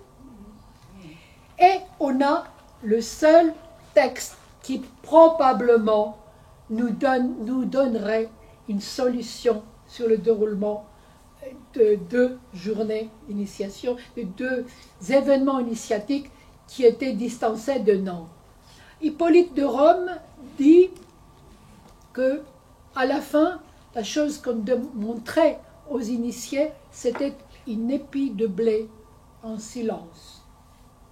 Mais il ajoute tout de suite après que l'hiérophante, donc celui qui présentait les objets sacrés en personne, lesquels a été rendu impuissant par la ciguë, donc il a été utilisé la ciguë, encore une plante psychotrope, pour ne pas avoir des désirs sexuels. La nuit d'Éleusis, sous la lueur des flambeaux, dans l'accomplissement du rituel des grands et ineffables mystères, proclame en criant et en hurlant, Brimont, la maîtresse, a enfanté les garçons sacrés Brimos. Et donc, je vous rappelle que l'orphisme a pénétré à travers Athènes à l'époque de Pisistrate, à la fin de l'époque de Pisistrate, au mystère de l'Eusis, et que le mythe central de l'orphisme, c'est le mythe de Dionysos Zagreus. Dionysos, découpé en morceaux, le fils de Zeus et de Perséphone, découpé en morceaux, dévoré par les titans, et un mythe qui nous concerne parce que nous avons quand même la double appartenance, divine et humaine à la fois.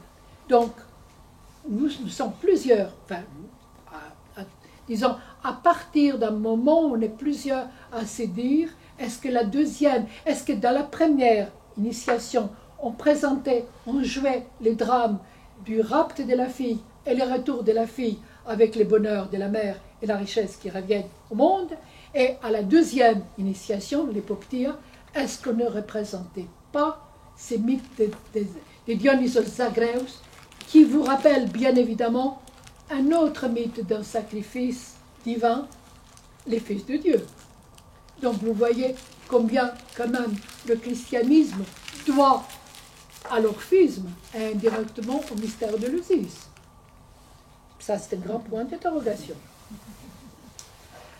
Bon, évidemment, la personne qui décrit à merveille toute l'ambiance des mystères de l'Eusis, c'est Platon.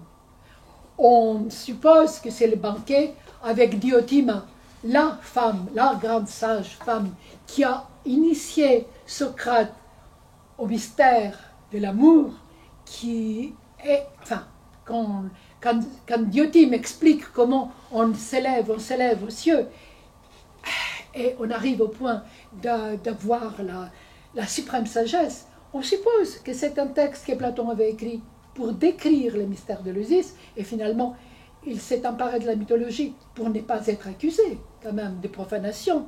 L'autre texte, c'est Phédon, qui décrit quand même la mort de Socrate, qui est doublement initiatique eleusinienne. D'abord parce que Socrate décide, en pleine conscience, de mourir, parce qu'il fallait mourir, puisqu'elle a été condamnée. Et d'autre part, on a surtout la 7e lettre de Platon, où Platon parle à la première personne, il décrit ses sensations d'initiation à Éleusis. Je pense que c'est des textes qu'il faut relire. J'avais pensé au début prendre des extraits, mais les textes sont tellement beaux, et mettre juste 5 lignes, je pensais que c'était dommage, mais je vous conseille, si vous avez le temps, pendant le fête de Pâques, lisez quand même une partie du banquet, une partie de Phèdre, et surtout la 7e lettre de Platon. Bon, évidemment, Cicéron donne une version tout à fait pratique des mystères d'Éleusis. Lisez-le vite pour qu'on termine.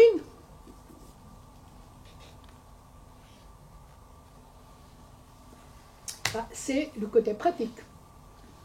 Et c'est toute la différence entre la Grèce qui fut toujours et qui reste toujours soumise à la divine mania et les Romains qui étaient d'excellents administrateurs, d'excellents constructeurs, mais qui péchaient quand même par une certaine absence de ces spiritualités, nous dirons de nos jours. Évidemment, je vous passe vite, la musique jouait un grand rôle. Certainement, il y avait de la musique et du chant pendant le mystère d'Éleusis. Je passe pour arriver encore une fois au texte de Phédon. Et un texte qui est extrêmement important parce qu'il est écrit par un avocat, un rhéteur, on disait à l'Antiquité, mais par un avocat, on dirait de nos jours, qui dit, du IVe siècle, qui dit qu'il est sorti de l'anactone, donc du télestérion, devenu étranger à lui-même. Voilà l'impression que ça donne et que ça faisait la participation au mystère d'Éleusis.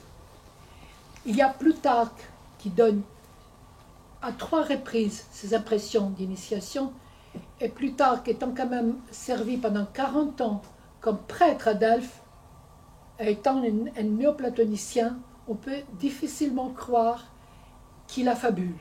Tout bêtement, pour éviter toute condamnation pour profanation, il couvre ça, il fait les liens entre la philosophie et les mystères, et l'impression d'initiation au mystère d'Éleusis. Je passe vite le prochain et lisez celui-ci, parce que c'est le texte de Plutarque le plus important, où il fait les liens entre la vie et la mort, et surtout entre le bonheur d'avoir fait et d'avoir vécu les mystères d'Éleusis.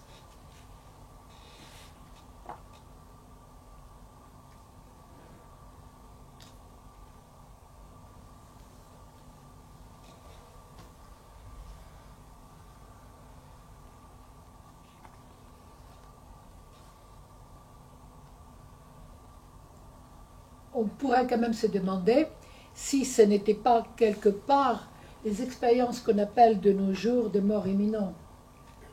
Parce que tous les mystères, tout le monde parle d'une grande lumière, d'une grande illumination, réelle, symbolique et mystique évidemment. Donc, je vous donne les termes qu'on rencontre à travers toutes ces lectures et d'autres textes que je n'ai pas présentés, parce que ça aurait fait des heures et des heures. Et on arrive finalement aux termes contemporains d'imagination, d'imaginaire, d'image mentale. Mais avant tout, c'est une possibilité de communication de l'intérieur, du vécu intérieur des êtres humains et de ces faits qui jouaient un rôle de fulgurance, un rôle de, de renversement de la notion de rationalité. Et je vous demande par ailleurs si les gens de Patmos n'ont pas écrit l'Apocalypse sous le même effet d'inspiration, d'enthousiasme, comme disent les Grecs. Et voilà pourquoi nous, de nos jours, on a une difficulté d'adhérer à tout ça. Et je pense, et ça venant d'Einstein, je lui fais confiance, mais je pense quand même qu'on s'améliore, vu nos sensibilités nouvelles qui se développent. Voilà comment était Eleusis en 1880. Vous voyez le paysage dégagé. Voilà Eleusis au début du siècle. Je n'ai pas mis une image d'Eleusis actuellement parce que Eleusis était la première zone industrielle de Grèce. À côté, quand moi j'étais à Eleusis, il y avait à côté une raffinerie, il y avait une cimenterie et il y avait Chalvuriki, une grande usine de traitement des métaux. Et voilà la dernière image, et c'est avec ça que je vais terminer. En bas, ici c'est les... Enfin, ici en bas c'est l'entrée. C'est là, c'est le plutonium, une grotte à laquelle, enfin, à travers laquelle Pluton était supposé avoir enlevé la fille. Et en haut, vous voyez une petite église. Et c'est là, quand même, la suite de choses. Cette église est dédiée à la Vierge, la Messosporitissa, du milieu des semailles. Une fête très, très importante pour les paysans grecs au 21 novembre. Et cette église date de l'époque post-byzantine. Elle a été bâtie quand les Turcs avaient conquis toute la Grèce.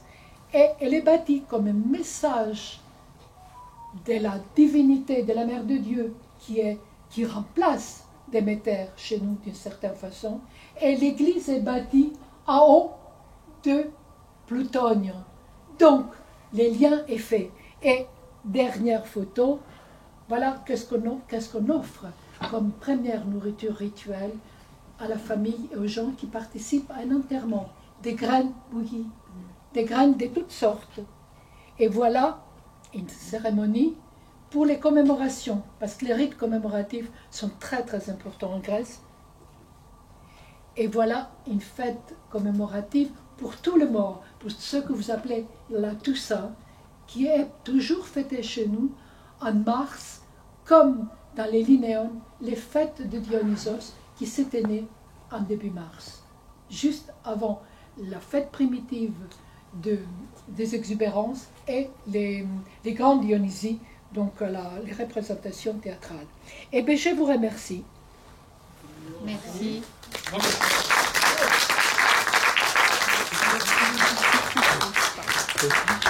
J'espère quand même que vous avez des questions. C'est une question qui va se passer. Vous n'avez pas beaucoup parlé de Dodoni. Pardon? De Dodoni. Dodoni n'entre pas dans le mystère. Dodoni, c'est une expérience personnelle. Oui, C'est pas du tout dans... N'entre pas du tout. Zeus est contre les mystères. Théoriquement, la cité est contre les mystères, même si elle s'est accaparée par la suite.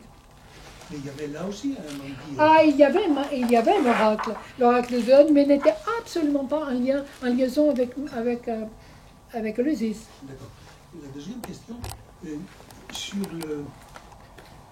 autour du Parthénon, il y a la fameuse procession Des Panathénées. Des Panathénées.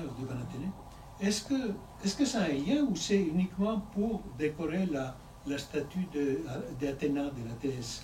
Et disons, c'est quand même une histoire assez compliquée. C'est pas lié avec le mystère de l'Eleusis, c'est une question neutre, indépendante. Voilà, les Athéniens, enfin, quand on a fait le Parthénon, qui est comme un grand trésor au fond, bien sûr que c'était le temple d'Athéna, mais c'est quand même la gloire de la ville. C'est là où il y avait les trésors de la Ligue athénienne. C'était un peu fait comme par exemple, comme on fait actuellement les Cabrali, comme Chirac a fait le Cabrali pour s'honorer. Le Parthénon était un peu le temple qui exprimait la gloire d'Athènes, d'une part. Et d'autre part, puisqu'il exprimait la gloire d'Athènes, il fallait le décorer avec les mythes qui représentaient les valeurs morales et éthiques des Grecs. Donc, en plus, la grande cérémonie qui était faite en l'honneur d'Athéna. Voilà.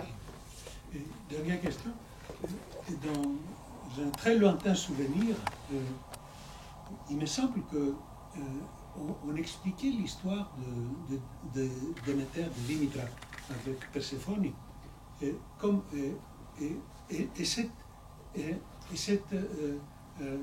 Ce passage de Perséphone du monde souterrain vers le monde de la terre, c'était, on faisait un parallèle avec les cultures. En fait. Mais oui, oui, c'est ça que je voulais dire. Qu'on a commencé par un culte de la déesse de l'agriculture pour arriver, mutandis mutandis, à la mort et la éventuelle renaissance des personnes. Mais évidemment, c'est Platon qui décrit ça très bien, mais Platon influencé par la théorie en fait de la migration des âmes donne une autre explication. C'est pour cela que je vous conseille de relire Platon pour comprendre aussi bien le mystère de l'Ulysse et l'impact en fait qu'il a eu, la notion de la immortalité de l'âme chez les Grecs, dans le christianisme et chez nous quand même éventuellement. Oui. Les silences règnent parmi nous. Oui, le silence règne. Bon, dans ces cas-là, je n'ai qu'à vous remercier pour être venu. Et nous aussi. C'est nous qui vous remercions. Eh bien, écoutez, j'ai essayé de faire de mon mieux, mais ce n'est pas évident, parce qu'il y a beaucoup trop d'éléments. Et comme moi, j'ai deux grands défauts. Je n'ai plus jamais compté mon temps quand je prépare quelque chose, et je cuisine toujours pour plusieurs. Si j'attends 3 invités, je cuisine pour 10. Ça doit être comment dirais-je, un problème grec. Là.